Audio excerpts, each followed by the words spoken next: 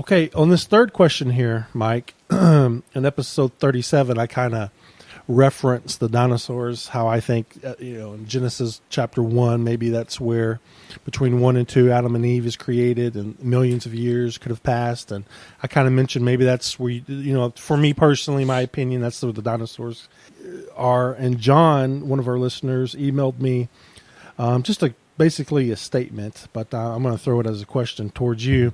He said that there may well be a reference to what may be called the dinosaurs in Scripture. Genesis 1:21 mentions creation of the... Boy, you're going to have to help me on this Hebrew. Yeah, you sent me that. The Tananim Gedolim. There you go. Tananim Gedolim. Gedolim. There you go. So he, I don't, and so he was wondering. Big dragons, great dragons, that kind of thing. Yep. In some places, they're called great sea creatures. Ezekiel 29:3 refers to them as crocodiles. He says, true or false? Other places apparently refer to them as dragons, like you just said, or what? Could you maybe just touch on that and elaborate? Yeah. This is actually a really complicated question. Just generally up front, I don't see any evidence in the Bible for dinosaurs. I don't see how biblical writers would have known about dinosaurs unless they ran across a skeleton or something like that. But again, how would they process that? They'd probably call it a dragon. I don't see any evidence for living dinosaurs during the biblical period or anything like that. So having said that, I don't think the biblical material really pertains to what we would think of as dinosaurs at all anyway. And here's why it gets really complicated. You have this term tanin or taninim. Both of them can actually be plural endings in Semitic, but I don't want to digress into that. These things, these creatures, we'll just call them, are mentioned in connection with several themes in the Old Testament. Now, the question sort of situates one of them. Genesis 1:21 is obviously a creation theme. Now, before we even hit the language, we need to back up and think about Genesis 1. There are a number of scholars. It's not so prevalent now as it was, a few decades ago. But because you have creation episodes, creation descriptions outside of Genesis 1 in the Bible that have God slaying a dragon or a sea monster. Psalm 74 is probably the best example here. Because you have those scenes, that sort of triggered a whole way of approaching all creation texts in Genesis at least one time. And the reason is this. If you look at Psalm 74, the notion was, look, here the God of Israel is slaying this great sea beast, and that's associated with creation language. It's also, as I'll point out in a few minutes, associated with Exodus language. But let's stick with creation now, this one category. Since God is slaying this beast, and that is associated with the act of creation, this is just like certain Babylonian creation stories. The biggest example would be Enuma Elish, where in the end, Marduk slays, a great sea dragon and chops the carcass, it splits it in half, and out of one half he makes the sea, and the other half makes the dry land. So the sky and the dry land, and so you've got this destruction of this beast, and out of that comes the heavens and the earth. And in the Babylonian story, Marduk, when he does this, brings order out of chaos because the sea dragon, the sea beast, was just making life miserable or making creation impossible. And so Marduk wanted to make the earth habitable for humans. And so this beast has to be slain, and then the heavens and earth that humans will inhabit and experience are created thereby. So it's this story of bringing order out of chaos, and the Babylonian material uses, again, as a chaos symbol, a great sea beast. Now, the reason why you see that not only in Babylonian material but also in lots of other material is that the sea was otherworldly to an ancient Near Eastern person, really any ancient person. And it's because it isn't where people live. You can't live in the sea. You can't live in the sea.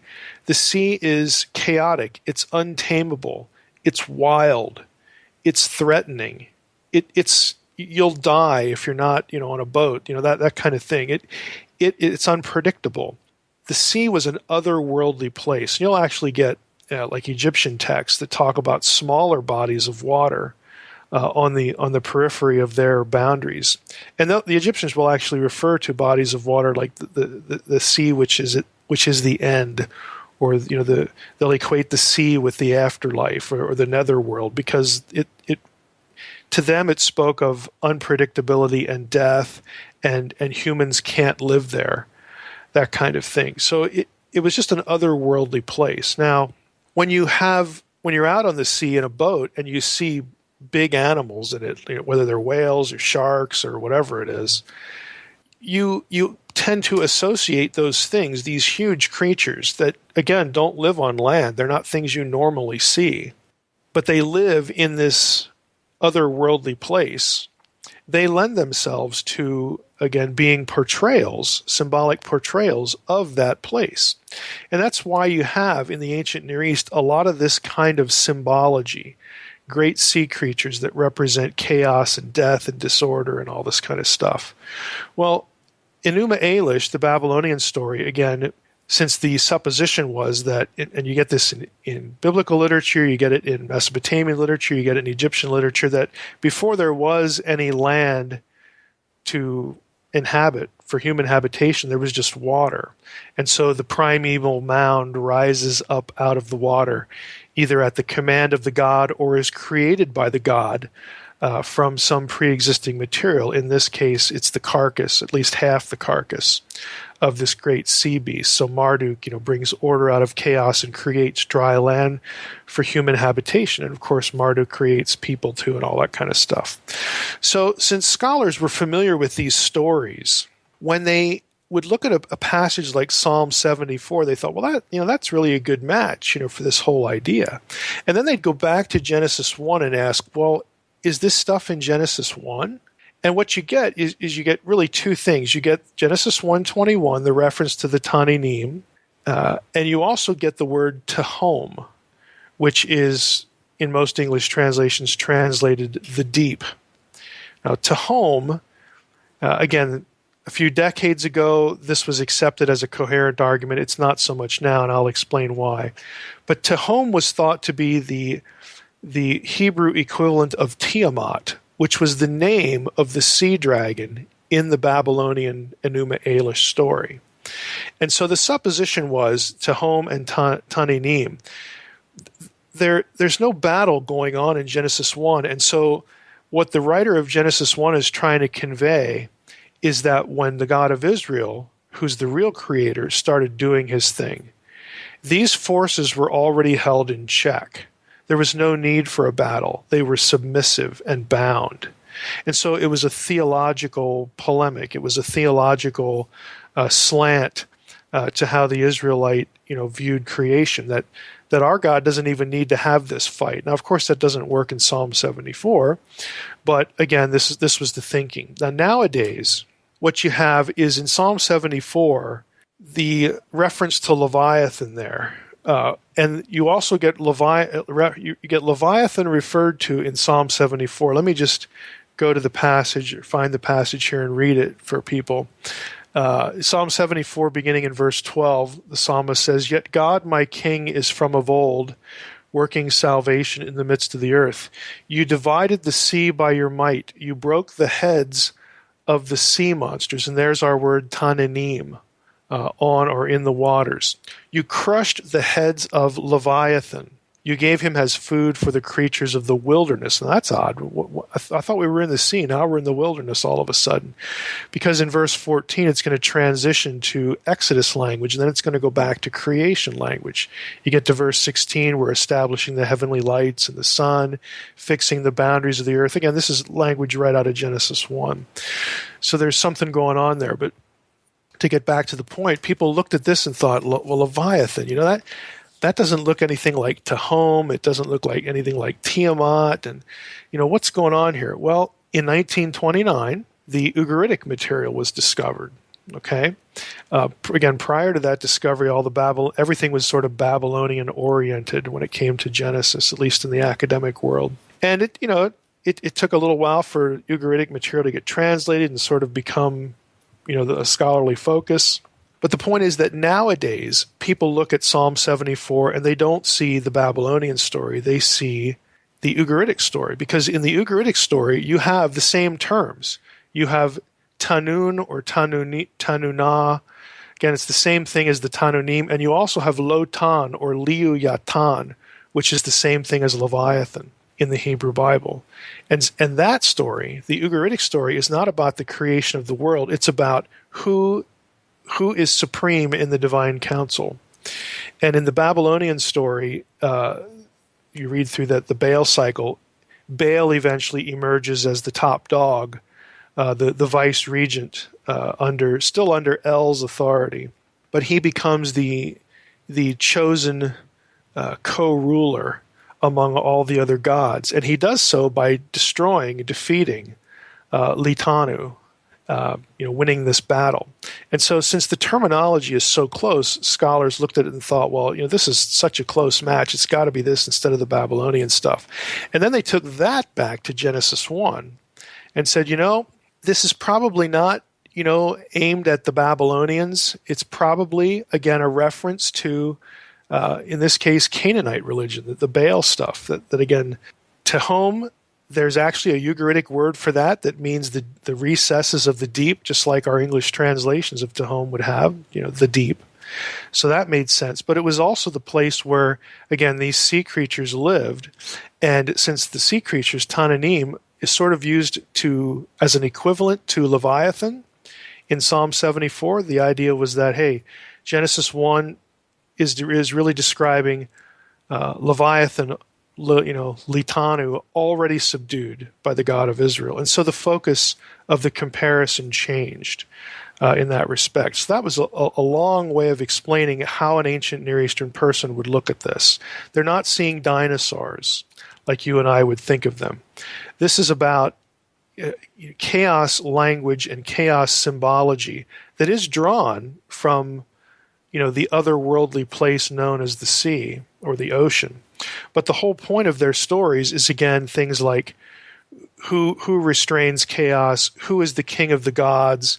And so when the biblical writer starts taking this kind of material and swapping in Yahweh, the point is theological. It's not paleontological or biological. It's a slap in the face of what a Canaanite would believe. If you have an Ugaritic person or a Canaanite person happen to read or hear the biblical story of creation, they would get it instantly, that you're dissing Baal. You're dissing our God. You're saying your God's the real creator. You're saying your God's better. And the first 11 chapters of Genesis are just cluttered with that kind of thing.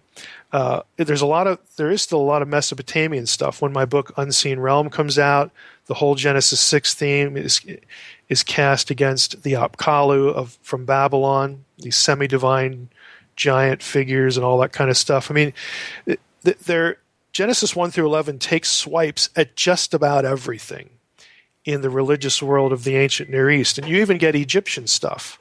The whole idea of creation by the spoken word, it actually is a swipe at the Egyptian god Ptah, because the Ptah's Memphite theology in Egyptian literature is the only other place in the ancient world, ancient Near Eastern world, ancient Mediterranean world, that describes creation by the spoken word, by the breath of the mouth. And so it's a very deliberate swipe at that point of that story, of that theology. That the biblical writer wants to make sure that they're hitting all the bases, essentially that they're not going to leave any other rival claim of any other deity untouched. They're going to hit them all. And that's what they do in the Genesis stories. So you have creation themes for these, this dragon language or the sea beast language. You have, again, what you'd have, what I guess I could describe as sort of theological polemic going on. But the third thing you have is you have historical enemies of the people of God. Pharaoh and Nebuchadnezzar are both described with this terminology, either Leviathan or Tananim or something like that. In other words, they are they are painted with the same terminology again, because now the Pharaoh, the oppressing Pharaoh, and Nebuchadnezzar, we all know what he did. These are the prime enemies of the people of God. They are the embodied forces of chaos against God's people. And that's why this language is attributed to them. Can all of us think in the audience of a New Testament example where the great enemy of God is associated in some way with a dragon? Hello, the book of Revelation. Okay, you get and a lot of that draws on Isaiah 24 to 27, which is apocalyptic literature in Isaiah, that guess what? The day of the Lord comes and Leviathan is finally destroyed. I mean, there's sort of a network of ideas. This is a network of ideas that tracks through certain portions of the Old Testament and certain portions of the New Testament.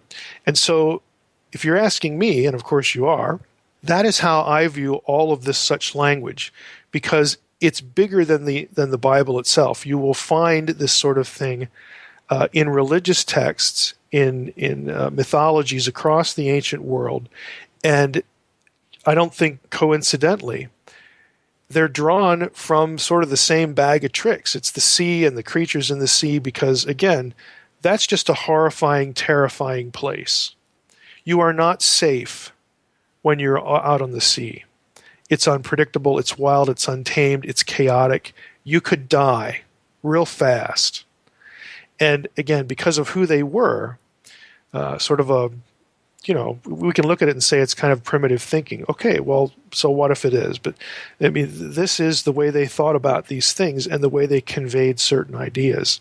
And so that's how I approach this sort of monster language in the Old Testament. And I think that's the way it needs to be approached, because it's consistent both within and outside the Bible.